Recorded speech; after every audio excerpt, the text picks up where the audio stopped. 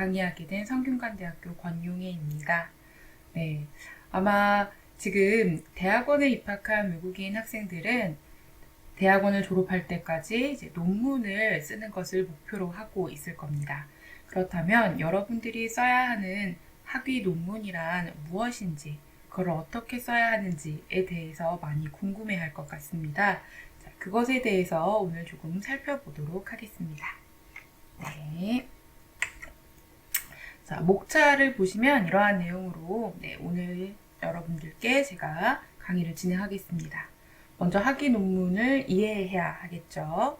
그래서 학위 논문의 개념과 성격, 특징 등을 알아보겠습니다. 두 번째는 학위 논문의 형식과 내용을 살펴보도록 할 건데요. 논문이 어떤 구조와 내용을 담고 있는지 논문의 실제를 살펴보면서 확인하겠습니다.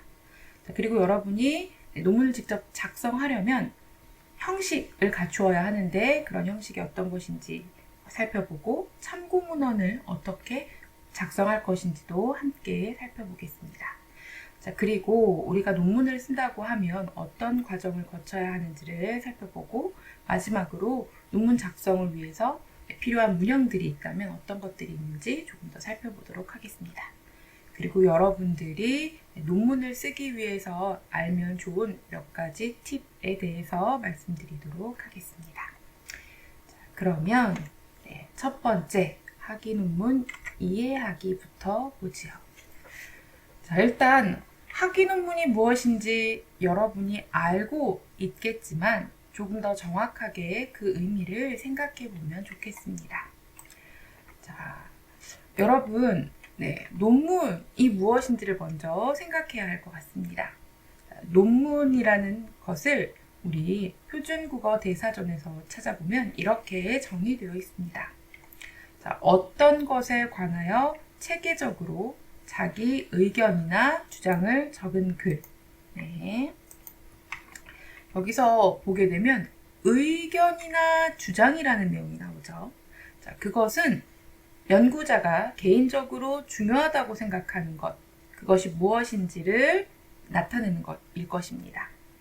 그리고 그 체계가 그 안에 담겨 있는 내용이 보통 서론, 본론, 결론의 세 단계인 경우가 많습니다. 자, 그리고 또 다른 의미로 어떤 문제에 대해서 학술적인 연구 결과를 체계적으로 적은 글이라고 되어 있습니다.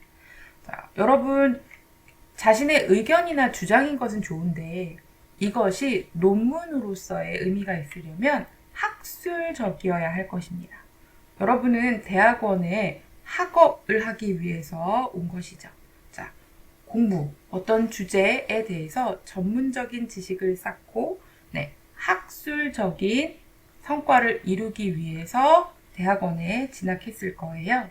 자, 그것에 대한 결과물로서의 논문을 작성해야 한다고 보시면 되겠습니다. 그래서 우리가 논문의 종류는 크게 두 가지로 나뉘는데 일반적인 연구 논문은 보통 우리가 학술지에 실는 논문이 되겠습니다. 연구 보고서라고도 하고요. 여기에는 연구자가 자신이 한 연구의 내용을 다른 사람한테 알리고 또 그 연구의 내용이 얼마나 타당한지 의미가 있는지 인정을 받기 위해 작성한 논문입니다. 자, 그리고 지금 석사생들 또는 박사생들이 관심을 가지고 있는 논문은 바로 학위 논문일 것입니다. 학위 논문은요, 학위를 취득하려고 제출하는 논문, 즉 내가 석사를 받겠다, 박사를 받겠다라는 목적을 이루려면 반드시 여러분이 작성해야만 하는 논문이 되겠습니다. 자, 이 두 논문의 차이를 간단하게 이야기하면 일단 연구 논문은 길이가 좀 짧습니다. 짧게는 한 15장 정도, 조금 길다면 30장 정도의 연구 논문을 작성하고요. 자, 학위 논문은 석사생 같은 경우에는 100장 내외를 보통 작성하고 박사 같은 경우에는 200장 내외를 작성을 하게 됩니다. 굉장히 많은 연구의 양이 들어가 있고 그렇게 긴 이유는 단순히 연구한 내용의 결과만을 제시한다기보다는 내가 연구한 과정을 자세하게 학위 논문에는 담기 때문에 내용이 더 길고 많다고 볼 수 있겠죠. 자, 그러면 우리가 학위 논문이 무엇인지 이해했으니까 이 학위 논문에 대해서 조금 더 알아보도록 하겠습니다.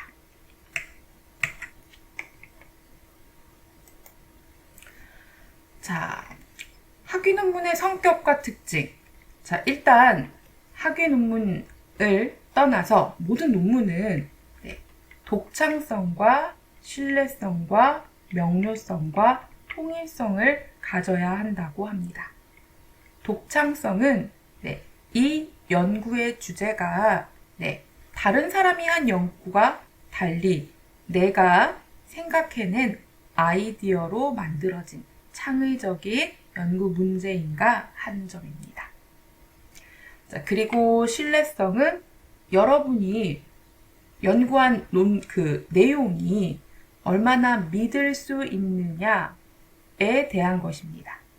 자, 연구의 자료가 거짓으로 만들어지거나 여러분들이 분석한 내용이 객관적이지 않으면 신뢰성을 얻을 수가 없습니다.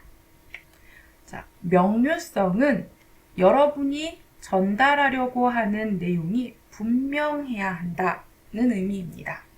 자, 내용을 썼는데 그 논문의 내용을 다른 독자가 읽었을 때, 다른 연구자가 읽었을 때 무슨 의미인지 알 수 없으면 여러분이 주장하는 것을 전달하는 것에 실패한 것입니다.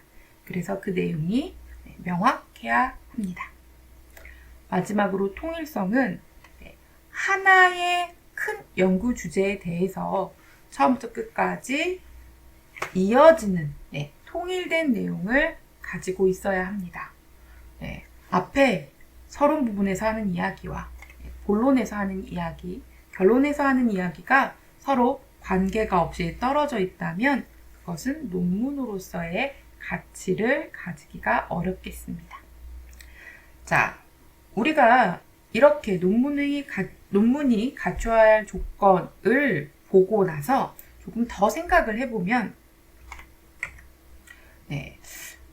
크게 논문에는 두 가지의 성격이 있다는 걸 알 수 있습니다.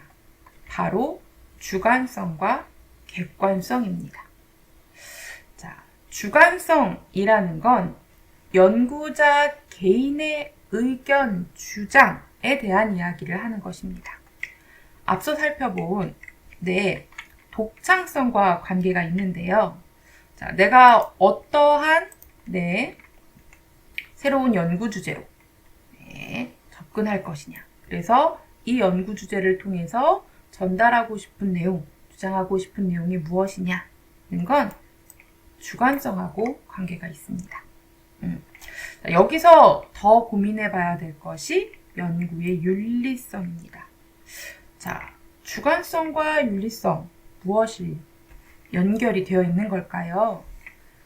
여러분, 연구의 주제가 연구자가 스스로 생각한 여러 선행 연구를 읽고 논문들을 읽으면서 공부한 쌓아온 나의 연구 능력으로 내가 직접 생각한 독창적인 주장, 연구 문제여야 합니다. 그런데 그 연구 문제를 다른 사람이 한 것을 베끼거나 다른 사람이 한 것을 마치 내가 한 것처럼 사용한다면 연구 윤리성에서 큰 문제가 생기게 되는 것입니다. 자, 두 번째 논문의 성격에서 주목할 것은 바로 객관성입니다. 의문이 들 수 있습니다. 내가 나의 연구 주제, 나의 주장을 이야기하는데 왜 객관성을 생각해야 하느냐? 자, 우리가 논문은 신뢰성을 가져야 한다고 했어요. 믿을 수 있느냐 없느냐는 개인 한 사람만의 연구의 내용, 주장으로 믿을 수 있는지 없는지 판단하기가 어렵습니다. 그래서 연구자의 주장을 뒷받침할 수 있는 기존의 자료, 또 분석 데이터 같은 것들은 객관적으로 사람들이 확인할 수 있는 분명한 내용의 자료여야 합니다. 자, 그래야만 신뢰성을 얻을 수가 있겠죠. 다시 말해서 연구 문제, 내가 주장하고 싶은 것은 주관적인 것이라고 하더라도 그것이 신뢰성을 갖기 위해서는 여러 사람에게 객관적으로 수용될 수 있는 그러한 성격의 연구가 진행되어야 한다는 것입니다. 그래서 이 객관성을 가져야 되는데 객관성은 내용적인 면에서도 믿을 만한 것이어야 되겠지만 이 객관적인 것을 확보하기 위해서는 정해진 형식을 따라야 한다는 점도 유념하셔야 됩니다. 꼭 기억해 주셔야 합니다. 네, 여러분 논문에서 형식을 가지고 있다는 건 이 논문이 주장하려는 내용이 어떤 방식으로 전개되는지 다른 연구자들이 읽고 쉽게 파악을 해내서 믿을 수 있구나. 이건 신뢰할 수 있는 연구다. 라는 것을 알려줄 수 있는 방법 중에 하나이기 때문에 객관성은 정해진 형식하고도 관계가 있다고 할 수 있겠습니다. 그래서 우리는 주관성과 객관성을 모두 갖춘 학위 논문을 작성해야겠죠. 자, 그렇다면 이제 조금씩 학위 논문의 형식과 내용을 살펴보면서 더 세부적인 내용을 보도록 하겠습니다. 자, 일단 논문은 아까 처음 이야기했을 때 논문의 정의에서는 서론, 본론, 결론 3단계가 있다고 이야기했습니다. 자, 그런데 그 3단계를 조금 더 자세하게 살펴보면 먼저 여기 나온 것처럼 서론이 있고요. 자, 그리고 결론이 있습니다. 결론하고 서론 사이에 이 부분이 바로 본론이 되겠죠. 네.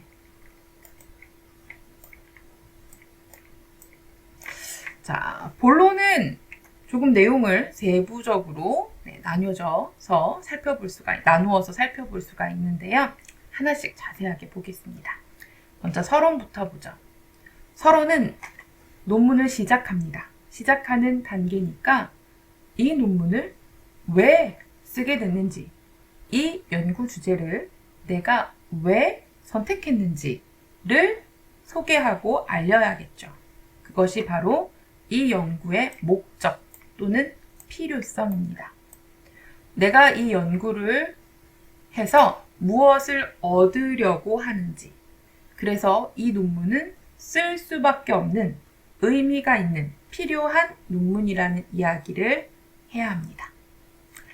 자, 그런데 아까도 이야기한 것처럼 내 주장만 할 수는 없으니까 객관성을 확보하기 위해서는 기존에 있는 논문들을 살펴봐야 하는데요. 그것이 바로 선행 연구입니다.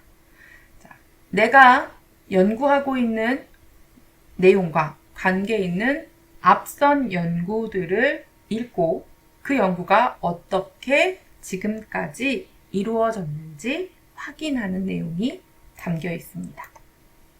그래서 핵심적으로 무엇을 연구할 것인가, 연구의 과제, 연구 문제를 쓰고요. 자, 그렇다면 이 연구 과제를 해결하기 위해서 어떻게 접근할 것이에요. 그것을 설명하는 연구 방법에 대해서 소개합니다.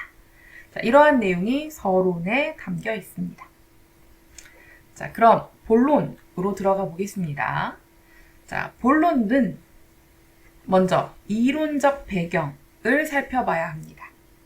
자, 이론적 배경이다. 내가 이것을 주장하려면 이것과 관계 있는 여러 이론들이 있을 거고 그 이론을 통해서 여러분이 어떤 것이 내 연구와 관계가 있는지, 어떤 연구의 흐름에서 내 연구가 더 발전해 나아갈 수 있는지 살펴봐야 되죠. 선행 연구를 고찰합니다. 그런데 여러분 여기서 선생님 질문이 있습니다 라고 생각하는 학생이 있을 것 같습니다. 자, 바로 서론에 있는 선행 연구와 이론적 배경에 있는 선행 연구 고찰의 차이가 무엇인지 같은 것이 아닌지 고민하게 될 거예요. 자, 서론에 있는 선행 연구는 연구사하고 관계가 있습니다. 내가 지금 연구하려고 하는 이 연구의 내용이 과거부터 지금까지 어떻게 연구되어 왔는지 그 연구의 흐름을 간단하게 정리하는 부분입니다. 자, 그리고 두 번째 장, 2장에 나와 있는 선행 연구 고찰은 연구의 흐름이 아니라 관계 있는 논문에 대해서 자세하게 어떤 내용이고 이 내용에서 무슨 의미를 찾을 수 있는지 여러분이 살펴보는 단계입니다.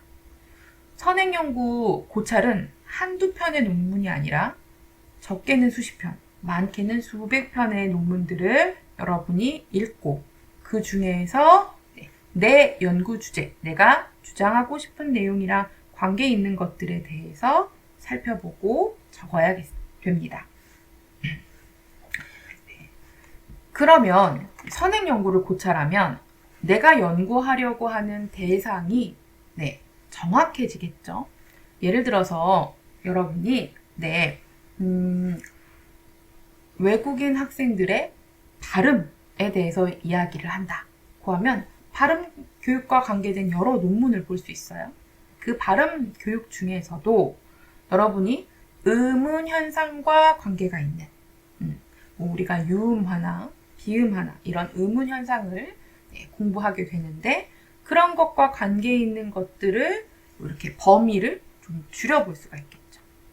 또 유음화 중에서도 이런 식으로 선행 연구 고찰을 하면서 연구의 대상을 명확하게 좁혀 나갈 수 있고 또 내가 연구하려는 대상과 관계 있는 개념이 있을 겁니다.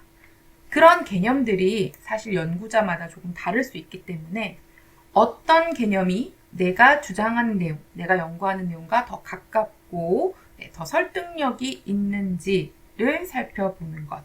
그래서 연구의 대상과 개념을 정리하는 것이 이론적 배경을 통해 이루어져야 합니다. 그리고 이걸 어떻게 연구할 거야? 발음 교육과 관계된 걸 직접 음성 녹음을 통해서 확인하려고 하는지, 아니면은 다른 방법들이 없는지 연구 방법을 탐색해야겠죠. 내가 연구하려는 주제랑 관계 있는 연구 방법을 찾아서 이러한 연구 방법으로 진행하겠다라는 걸 알려야 돼요.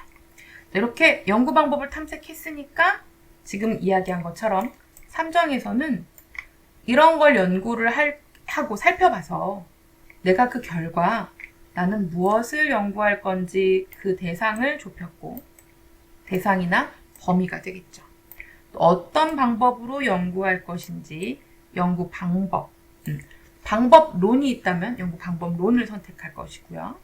자, 그리고 그 연구 방법을 통해서 실제로 조사된 내용을 어떻게 분석할 것인지 분석하는 분석 틀을 소개하는 것이 3장에서 이루어집니다.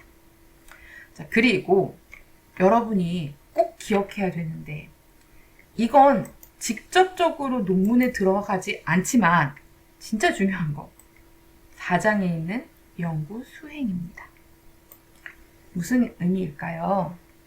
자, 우리가 어떻게 연구를 하겠다라고 연구 방법을 정했어요. 또 무엇을 연구할지 대상도 다 정했어요. 그리고 어떻게 분석할지도 알아요. 그런데 무엇을 진행하지 않았습니까? 아직 연구를 진행하지 않았습니다. 자, 예를 들어서 설문조사를 통해서 그 결과를 이야기하는 그런 연구 논문을 쓴다고 합시다. 그러면 누구를 대상으로 하고 무엇에 대해서 질문할 것인지 다 결정했어요.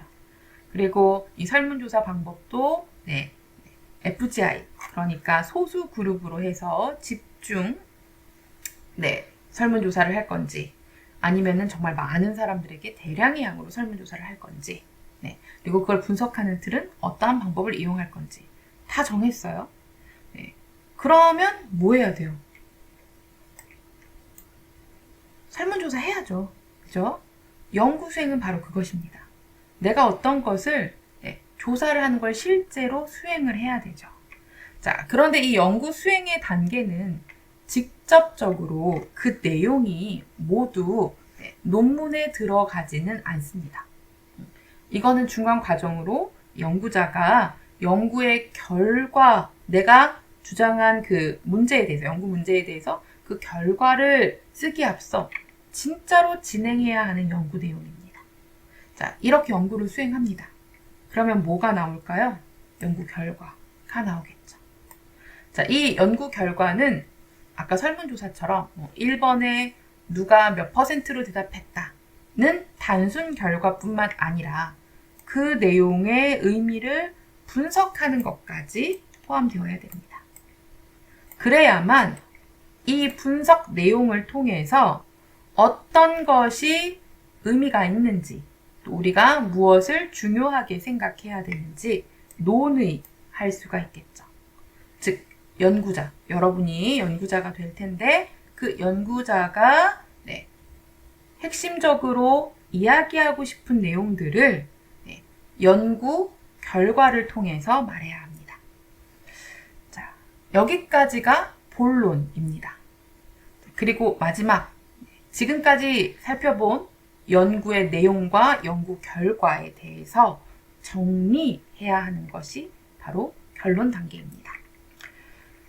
제가 여기에 연구의 최종 결론이라고 썼는데요. 이렇게 표현한 이유는 종종, 아니 좀 자주 여러분이 연구 결과와 결론을 같은 것이라고 착각하기 때문입니다. 여러분, 연구 결과는 내가 실제로 수행한, 진짜 한 그 연구의 결과값이에요. 그렇죠? 네, 결론은 그 결과를 통해서 분석하고 어떠한 의미가 있는지 파악해서 내가 처음 제기했던 이 연구 과제를 해결한 것을 확인하는 내용이 담겨 있어야 됩니다. 가끔 내가 생각한 연구 문제와 예상했던 결과가 있는데 그것이 실제 연구 결과와 다를 수도 있습니다. 자, 그렇다면 다르면 왜 다른지를 바로 연구 결과 및 논의를 통해서 알아내야 되는 거죠. 만약에 그걸 확인했더니 어딘가 연구 수행에서 잘못된 부분이 있다고 생각된다면 다시 되돌아가서 연구 수행을 다시 해야겠죠. 대상이나 범위, 연구 방법에 문제가 있을 수도 있으니까 이것들을 확인하고 다시 연구를 수행하는 것도 필요합니다. 자, 그래서 여러분, 연구 결과와 결론은 같은 것이 아니다. 그 부분을 꼭 기억을 해주시면 좋겠습니다. 자, 논문의 구조와 내용을 이렇게 살펴볼 수가 있는데요. 그러면 우리가 실제 논문들을 조금 보면서 이야기하면 좀 이해가 더 빠를 것 같아요.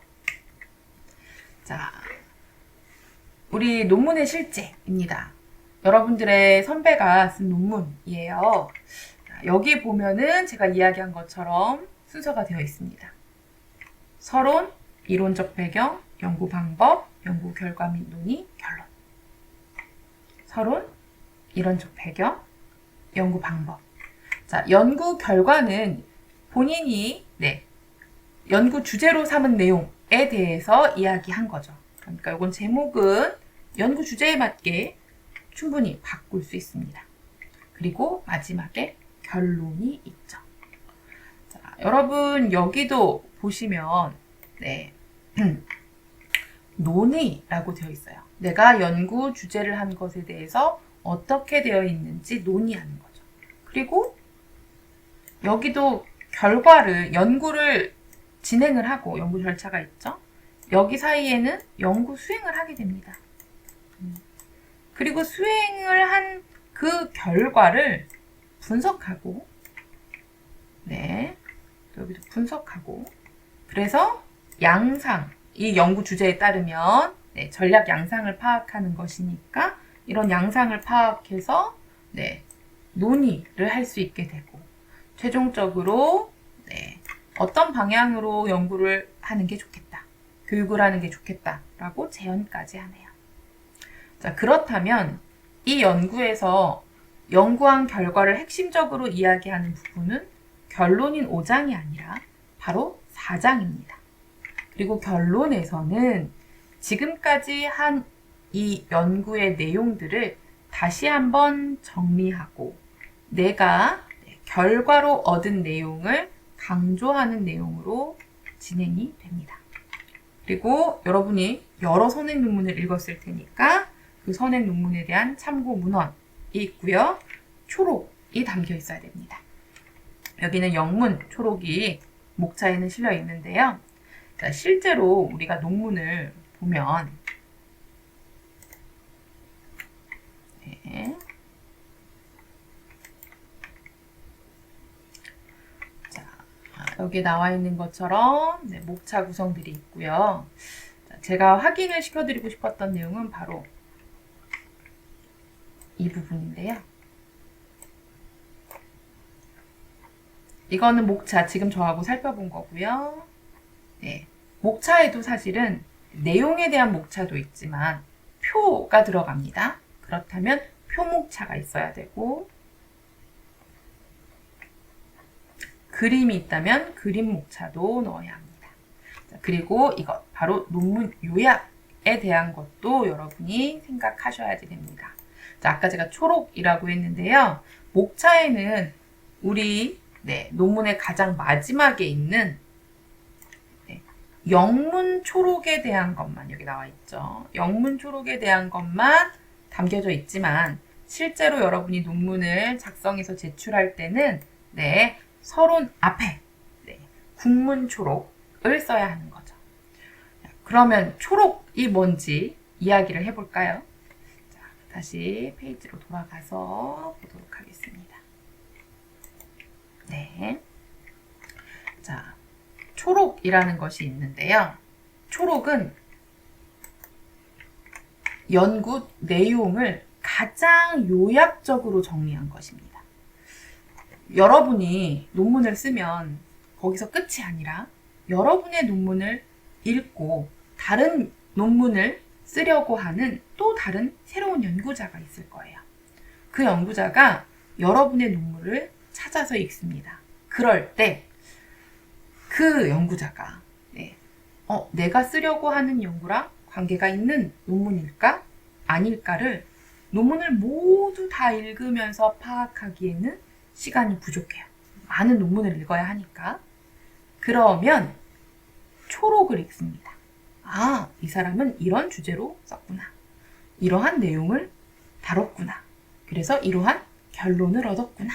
자, 그래서 여러분이 쓴 논문을 소개하는 가장 중요한 것이 초록이 되겠습니다.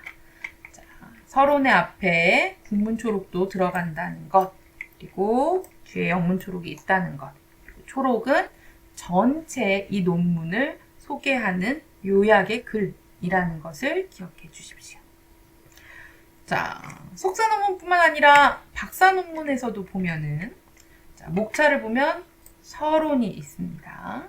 네, 그리고 본론의 내용이 있고 결론이 있는데 선생님 앞에 봤던 내용이랑 조금 목차 순서가 다른 것 같습니다. 이렇게 생각하는 친구들이 있어요. 이론적 배경, 연구 방법 조금 순서가 다른데요. 자, 연구자에 따라서, 연구 주제에 따라서 조금씩 목차의 내용이 변화가 있을 수 있습니다. 하지만 여기가 그렇게 다른 내용은 아니에요. 여러분 일단 선행 연구를 해야만 아까 선행 연구에서 살펴본 것처럼 이론적 배경에서 개념을 정리하겠잖아요. 개념, 대상이란 개념. 여기도 보면 개념 및 분류, 내가 연구하려는 대상의 개념, 그래서 분류를 통해서 대상을 정하는 거죠. 그 많은 정도 부사 중에서 네, 어떠한 것들을 연구할지 분류를 통해서 정리를 하고 네, 여기 유의어 선정 및 위계화가 바로 연구 방법입니다. 네, 교육용 정도 부사를 찾는데요. 이 논문에서. 그러면 여기에서 뭐가 교육용인지를 선정하는 것이 바로 연구 방법이겠죠. 그리고 그 안에서 위계를 찾는 것이 연구 방법에 해당합니다. 그런데 이 논문은 구체적으로 그 연구의 방법이 뭔지를 제목으로 표현하고 있죠. 각 장과 절의 제목으로 표현하고 있습니다. 그래서 실제로 여기까지 위계화를 하고 연구를 진행하겠죠. 여기도 연구를 수행합니다. 이 연구는 네, 많은 양의 말뭉치를 분석했으니까 분석한 말뭉치들을 가지고 실제로 네, 프로그램을 돌려서 어떠한 유의어가 있는지를 찾아내는 그런 실제 연구 수행을 하게 됩니다. 이 연구 수행을 해야만 하는 거죠. 예. 연구 수행을 하지 않으면 결과를 얻을 수 없잖아요. 그죠? 연구가 실제로 이루어져야만 합니다. 이 단계에서 연구 수행을 하는데 연구 수행하는 과정은 논문에서는 잘 언급되지 않아요. 그런데 이 수행의 결과를 가지고 쓰는 거죠. 그 결과 어떠한 것들이 있었다. 그리고 마지막에 결론. 네. 그리고 참고문헌, 부록, 초록까지. 자, 여러분이 기본적으로 논문을 쓴다고 하면 논문의 구성은 이런 내용으로 되어 있다는 걸 알아두시면 좋겠습니다. 자, 그러면 네, 논문의 실제를 살펴봤으니까 이제 학위 논문을 진짜 쓸 때 형식과 내용을 조금 살펴보겠습니다. 자, 여러분 모든 학생들이 쉽게 잘 알겠지만 그래도 한번 소개를 드릴게요. 자, 대학마다 작성하는 논문의 양식이 다릅니다. 네. 여러분, 우리가 문서를 작성할 때 문서 작성하는 프로그램을 이용합니다. 한국에서는 한글을 많이 쓰고요. 또 외국에서는 MS 워드를 많이 쓰죠. 자, 여러분은 성균관대 학생이면 당연히 성균관대학교의 학위 논문 양식을 사용해야 되는데요. 관련 양식은 다운로드를 받을 수 있습니다. 도서관에서도 다운로드를 받을 수 있어요. 도서관 홈페이지에서. 그런데 우리 전공생들은 네, 친절하게 네, 학과 홈페이지에서 확인할 수 있어요. 자, 국어국문학과 홈페이지에도 있습니다. 한번 가볼까요? 네. 우리 국어국문학과 홈페이지에 가면 커뮤니티가 있고요. 커뮤니티에서 자료실을 보시면 네, 여기 학위 논문과 관련되어 있는 양식들이 있습니다.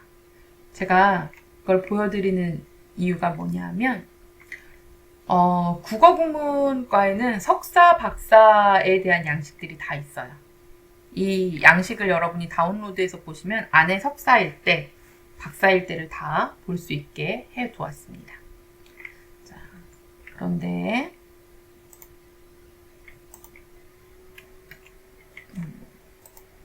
네, 우리 한국어 교육학과 홈페이지로 가보면은요.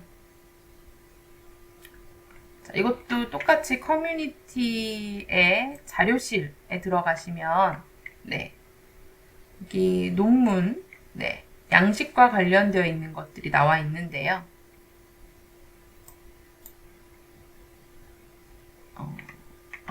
이게 아니라 이거는 신청이고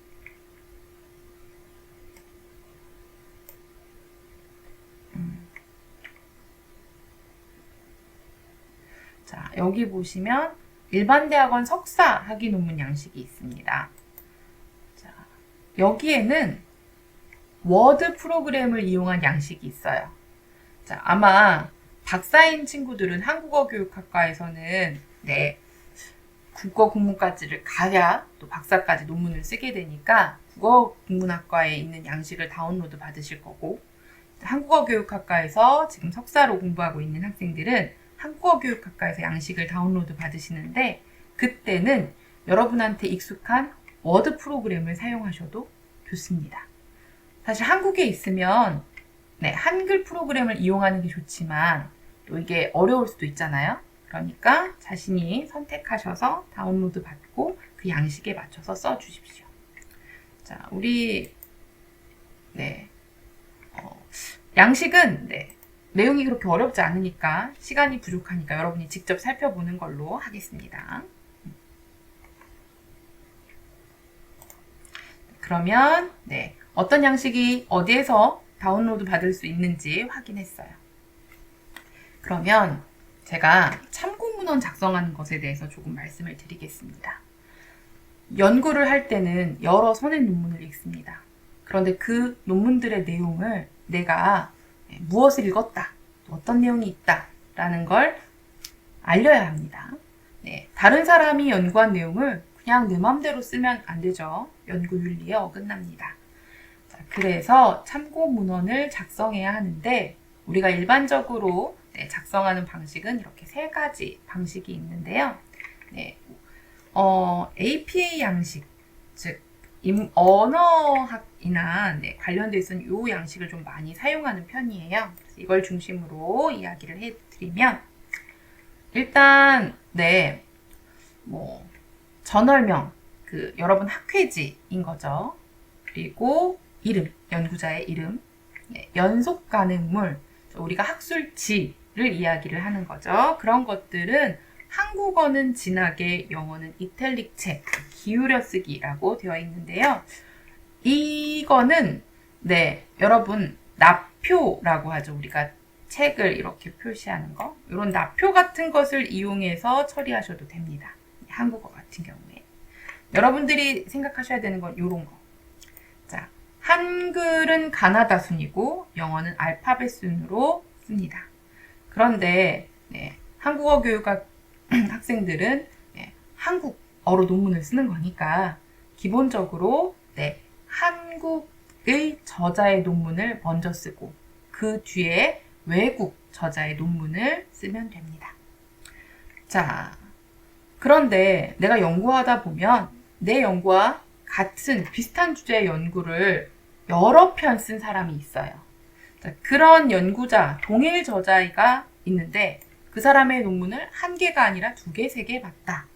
그런 경우엔 이 논문들 중에서 먼저 나온 논문의 순서대로 배열하시고,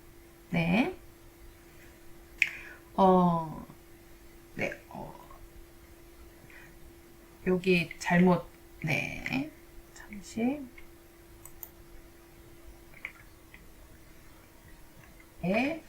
자, 그리고, 저자가 1명일 때, 2명일 때 좀 다릅니다. 동일한 이름으로 시작되는 같은 저자인데, 이 사람이 혼자서 먼저 연구를 했으면 그거 먼저. 그리고 공저자일 경우엔 다음으로 쓰면 됩니다. 자, 그리고 영문 같은 경우에는, 관사, 다음에 단어 순서대로 배열해 주시면 됩니다. 자, 그리고 우리가 번역 자료를 볼 때가 많아요. 그럴 때는 원자자명을 원어로 적고, 해당 문자 순으로 배열하시면 되겠습니다. 자, 영어 이름은 좀 긴 경우가 많죠. 외국 이름. 그럴 경우에 약자를 사용하면 마침표를 사용해 주자. 이런 주의사항들을 지켜주시면 되겠습니다. 자, 그래서 작성 양식을 조금 더 자세하게 보면, 일단 국문, 일 경우에는 책, 그러니까 단행본으로 된 건 저자명, 발행년, 그리고 책의 이름, 부제가 있다면 부제를 써주시고요. 몇 권인지를 또 몇 차, 몇 권 써야 한다면 쓰고, 발행지와 발행처를 쓰시면 됩니다. 번역한 책은 원저자명을 먼저 써야 되고, 이것의 책 이름, 그리고 가로에 번역한 사람의 이름을 씁니다. 학술지도 저자명을 쓰고, 발행년을 쓰고, 논문명, 그 다음에 이것을 어느 학술지에 실었는지, 그 학술지의 내용을 쓰고, 그리고 몇 권의 몇 호인지 네, 쓰시고, 논문 수록면 몇 쪽에 있는 것을 내가 연구에 참고했는지 써주십시오. 그리고 학위 논문 같은 경우에는 이 쓴 사람, 발행년은 같고 논문의 제목, 그리고 어디에서 이것을 받았는지 학위 수여 기관까지 밝혀주셔야 됩니다. 자, 영문명 쓰는 것도 나와 있습니다. 참고해서 작성해 주세요. 네. 자, 그러면 제가 여러분이 학위 논문 작성 과정 파악하기에 대해서 이야기를 하려고 하는데요. 자, 일단 주제를 정해야 합니다. 자, 여러분 연구 주제를 정할 때는 처음에는 대학원에서 공부를 하면서 이것저것 관심 있는 걸 많이 우리가 한 학기, 두 학기, 세 학기 공부했어요. 그러면서 나는 표현 교육에 관심이 있다. 또는 나는 학생들 발음 교육에 관심이 있다. 또는 저는 유의어에 관심이 있다. 이렇게 관심 영역들이 있을 거예요. 자, 먼저 관심 주제를 찾습니다. 이건 학위 논문을 써야지 라고 결정할 때부터 시작해도 되지만 좀 더 먼저 우리가 대학원을 다니면서 계속 생각하고 논문을 찾아보면 좋을 것 같아요. 자, 그렇게 넓은 관심 주제에서 선행 논문을 읽으면서 조금씩 연구의 대상과 방법을 집중적으로 좁혀 나갈 수 있습니다. 자, 그래서 연구 주제를 찾았어요. 그러면 이 주제와 관계 있는 선행 논문을 읽는데요. 여러분, 처음에 관심 주제를 찾을 때도 선행 논문을 봐야 돼요. 여기는 엄청 많은 선행 논문을 봅니다. 그 중에서 내용을 좀 줄여서 이렇게 나선형처럼 좀 줄여오고, 그리고 나서 내 주제에 접근되어 있는 논문들을 중점적으로 읽습니다. 자, 이때 주제가 정해졌으면 또 관계 있는 걸 좀 많이 찾아서 읽어야 돼요. 주제를 찾을 때까지는 넓은 범위의 걸 많이 읽었다면 이제는 조금 깊은 범위의 것을 집중적으로 많이 읽어야 됩니다. 그러면 어떤 내용으로 써야겠다라는 아이디어가 떠오를 거고 그걸 바탕으로 목차를 구성합니다. 자, 어떤 순서로 할지 목차를 썼어요. 그러면 우리가 진짜로 작성을 해야 되는데 선생님, 서론 쓰기를 먼저 하지 않고 왜 뒤에 있어요? 글의 순서로는 서론이 앞에 있어야 하는 게 맞는데 실제로 서론은 내가 한 연구에 대해서 요약하는 내용을 적게 되어 있어요. 단순히 그냥 이것을 연구할 거예요. 연구 주제만 소개하는 게 아니라 아까도 살펴봤지만 연구 방법도 안에 넣어야 하고요. 연구 문제도 담아야 하는데 그런 것들은 사실은 처음에 명확하게 정해지기가 어려워요. 물론 연구의 문제를 명확하게 정하고 접근하는 건 맞지만 여러분이 실제로 아까 연구를 수행하게 되면 서론의 내용들은 여러 번 수정을 해야만 합니다. 그래서 서론을 처음에 쓰지 말라는 의미는 아니에요. 그런데 처음에 쓴 서론을 바꿀 수 없는 게 아니라 서론을 처음에는 간단하게 정리만 하는 거예요. 목차에서 조금 더 많은 내용 정도만. 그리고 실제로 여러분이 본론 1을 쓰는데 이론적 배경, 연구 방법 이런 걸 먼저 쓰는 거죠. 이건 당연히 다 선행 논문들이랑 관계가 있는 것들이고요. 자, 그리고 실제로 연구를 진행하고, 그죠? 연구를 진행하고 그 연구 결과를 정리 분석해서 여기에서 본론 3을 써야 하는 것입니다. 자, 여기에는 당연히 이제 연구의 이론적 배경, 연구 방법들 살펴봤으면 앞에 간 것처럼 다시 한번 확인해 볼까요? 자, 이론적 배경, 연구 배경가 제 2장, 3장을 쓰고 제 4장을 써야 되는 거죠. 자, 요거 제가 뒤에 조금 헷갈릴 것 같아서 네. 본론 1이라고 하면 여러분이 헷갈릴 것 같네요. 네. 여기에 본론 네. 두 번째 네. 세 번째를 써야 되는 거죠. 그러니까 네. 이론적 배경이나 연구 방법을 쓰고 실제로 연구를 하고 본론사 마지막에서 이제 우리가 결과에 대해서 정리 분석한 내용을 써야 됩니다. 여기까지 본론을 쓰고 난 다음에 실제로 이 논문에 대해서 결론을 써야겠죠. 그러면 서론, 앞에 간단하게 썼던 서론을 여기에서 다시 한번 명확하고 네, 구체적으로 정리해야 됩니다. 여기는 앞에서 연구 문제는 주제나 이런 것들을 정한 건 네, 주제, 뭐 문제 이런 것들은 여러분이 네, 메모 수준이라고 생각해도 좋을 만큼 네, 간단해도 괜찮아요.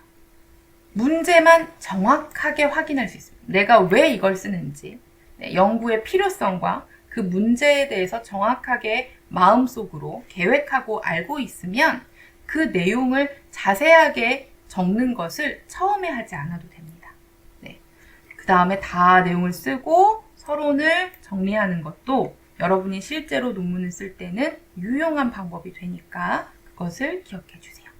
그리고 아까 이야기한 것처럼 초록은 바로 이 서론도 전체 논문의 요약이지만 네, 그 서론에 대해서도 더 요약되어 있는 내용이니까 진짜 핵심적인 연구 내용이다. 나의 논문을 소개하는 글이다. 라고 생각해서 정리해 주시면 됩니다. 자, 이렇게 해서 먼저 논문의 작성이 끝났습니다. 그럼 진짜 끝이냐? 아니죠. 수정을 해야 합니다. 내가 한 연구의 내용과 구성이 합당한지, 그러니까 다른 사람이 봤을 때 객관성을 가지고 논리성을 인정해 줄 수 있는지를 점검하셔야 됩니다. 그리고 또 문장을 고쳐 쓰는 것도 필요합니다. 내용과 구성만 우리가 확인할 것이 아니라 내가 쓴 문장이 잘못된 문장이 없는지, 오류가 없는지, 또 여러분의 어휘 같은 것의 사용이 어색하거나 문제가 없는지 확인하는 것까지 해야 여러분이 논문을 완성하실 수가 있습니다. 자, 이렇게 해서 논문을 전체적으로 어떻게 써야 하는지 흐름을 확인해 봤어요. 자, 제가 여러분이 연구를 할 때 도움을 줄 수 있는 여기 제가 아까 이 선행논문을 처음에 많이 봐야 된다는 얘기를 하면서 보여줬던 거고, 자, 제가 여러분이 논문을 실제로 작성할 때 유용한 팁을 조금 알려드리려고 합니다. 자, 여러분, 우리가 리스라는 학술정보원 사이트가 있습니다. 선행연구 논문을 많이 읽어야 하잖아요. 이 사이트에 가면 지금까지 연구되어 온 많은 논문들을 다 검색해서 볼 수 있습니다. 한국의 논문뿐만이 아니라 외국 저널에 있는 논문들까지 다 살펴볼 수가 있어요. 자, 그런데 이 리스를 활용을 하려고 하면 어떻게 해야지 될까? 이거 유료 서비스거든요. 그런데 여러분은 학생이고 너무 정말 많은 논문을 읽어야 되는데 다 유료 서비스를 이용할 수가 없겠죠? 그러면 여러분의 공부에 도움을 주기 위해서 우리 학교의 학술정보관, 도서관 홈페이지에 가시면 됩니다. 자, 여러분이 학술정보관에 가시면 리스로 링크를 연결해서 갈 수가 있는데, 제가 여기서 여러분께 꼭 말씀드리려고 하는 건 바로 로그인을 해야 한다는 겁니다. 로그인 하지 않고 리스로 가게 되면 여러분 유료 서비스를 이용해야 돼요. 그러니까 볼 수가 없어요. 그래서 꼭 성균관대 홈페이지에서 먼저 로그인을 합니다.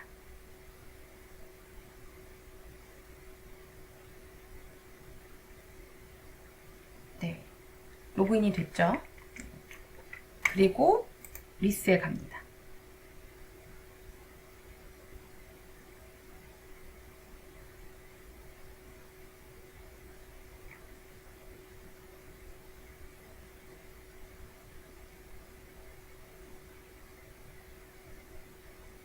조금 시간이 걸리네요. 여러분 리스에 접속했습니다. 네, 여러분 여기 보이세요? 직접 접속 성균관대학교 링. 여러분 성균관대학교를 통해서 도서관을 통해서 왔으니까 이렇게 되어 있는데 이 상태에서 여러분 로그아웃을 하십시오.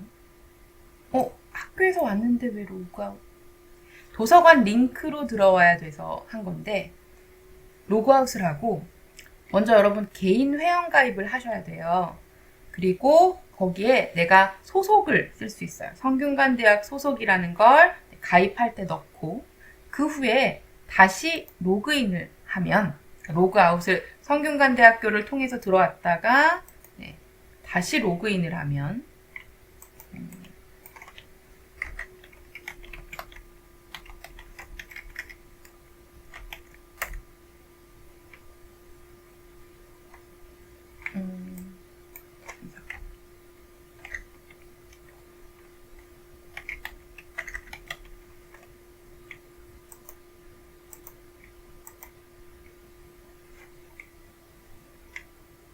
네, 로그아웃을 해서 다시 제 계정으로 로그인을 하면 권용혜님으로 되었다고 나오죠.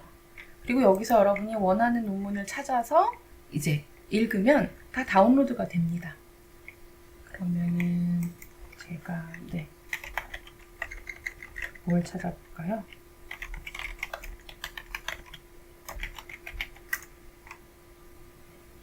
여러분이 이렇게 관련되어 있는 걸 있으면 읽고 싶다. 이렇게 클릭해서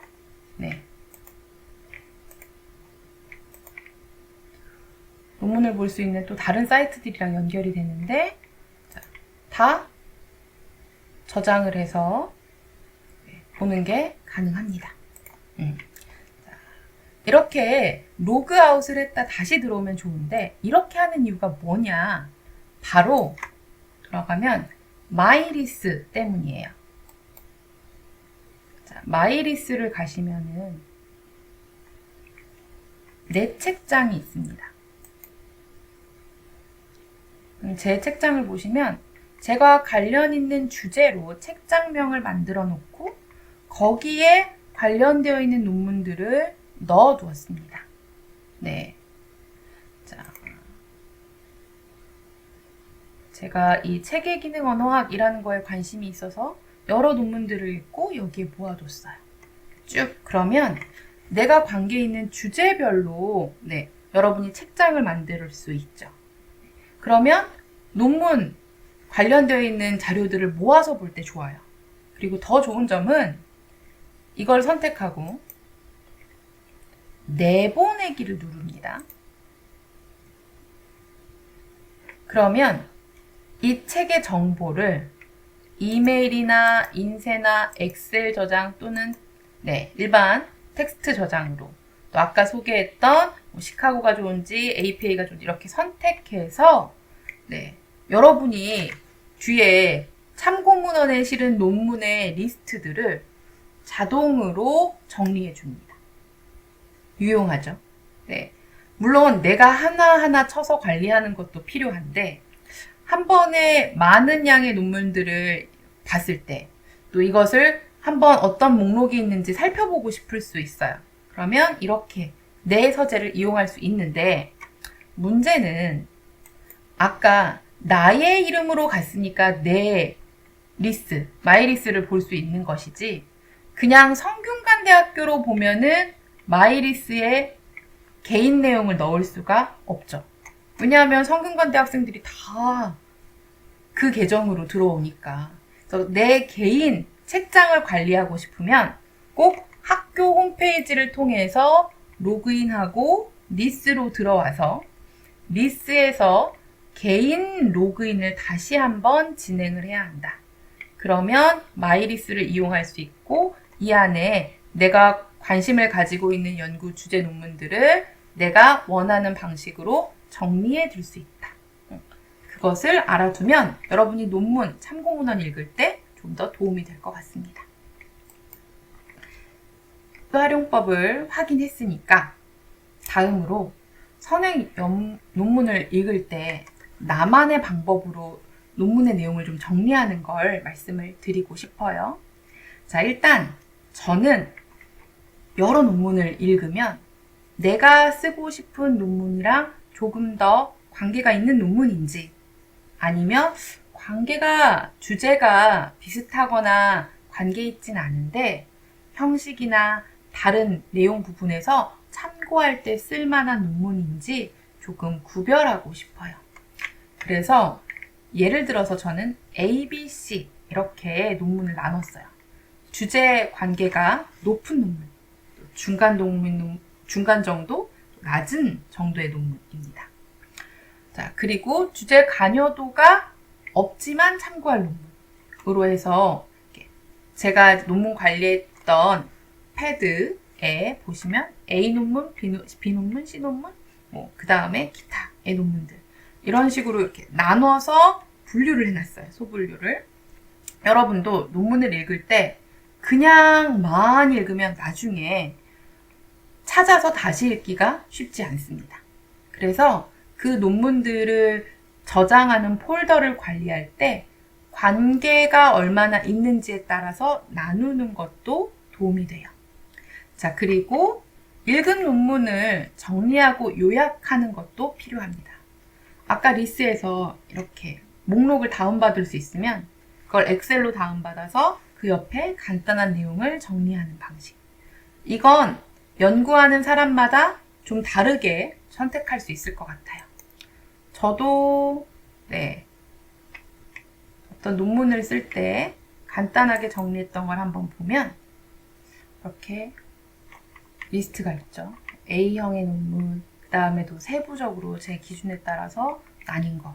그러면 이 논문들은 저는 이제 링크를 걸어서 직접 열어볼 수 있도록 했고, 간단한 정보가 있고, 이 안에 열면 거기 안에 간단한 내용 정리들 같은 것들이 들어있어서 어떤 때 참고하는 건지 확인했습니다.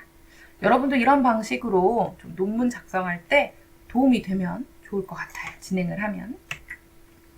자, 그리고 마지막으로 논문 작성을 하기 위한 문형 연습을 하고 싶은데, 이거는 여러분들이 교재나 책 내용들 이렇게 논문 작성법과 관련되어 있는 것들을 보면은 논문을 쓸 때 단계 구성 단계별로 어떤 표현들을 쓰면 좋은지 나와 있는 것들이 있습니다. 자, 이런 것들을 통해서 문장 쓰기 연습을 조금 더 진행해 보시면 도움이 되실 것 같습니다. 다음에 기회가 있을 때 제가 문형, 논문에 쓸 수 있는 정형 표현들이 어떤 것들이 있는지 조금 더 설명해 드리겠습니다. 자, 오늘 제가 여러분들께 말씀드리고 싶은 논문 작성법에 대한 내용은 여기까지입니다. 여러분들이 열심히 공부한 결과를 좋은 논문을 통해 다른 사람들에게 알리고 여러분의 연구자로서의 성과를 꼭 이루어 나가시기를 바랍니다. 수고하셨습니다.